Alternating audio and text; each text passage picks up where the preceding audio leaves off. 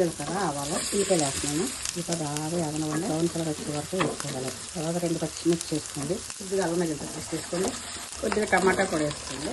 ఇందులో ఒక మామిడికాయ కూడా వేసుకొచ్చాను. ముక్కలు కోసుకొని చక్కగా మామిడికాయ వేసుకుంటే కొద్దిగా ఉప్పు వేసుకోండి. పసుపు వేసుకోండి. కొద్దిగా పసుపు వేసుకుని మూత పెట్టేయండి. 1 స్పూన్ కారం వేసుకోండి. కొద్దిగా కరివేపాకు కూడా వేసుకోండి. చూపిస్తాను ఇప్పుడు కదా ఇక్కడ వండేసిన తర్వాత చూపిస్తానే. తింటావా నువ్వు? గ్లాస్ నీళ్ళు పోసుకోండి. గ్లాస్ నీళ్ళు పోసుకుని బాగా ఉడకనివ్వాలి. కారంగా చాలా బాగుంటుందండి చేపల కూర.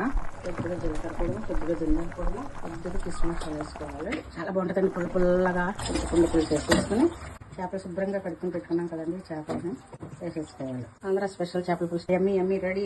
మీరు కూడా ట్రై చేయండి. లైక్ చేయండి, సబ్స్క్రైబ్ చేయండి.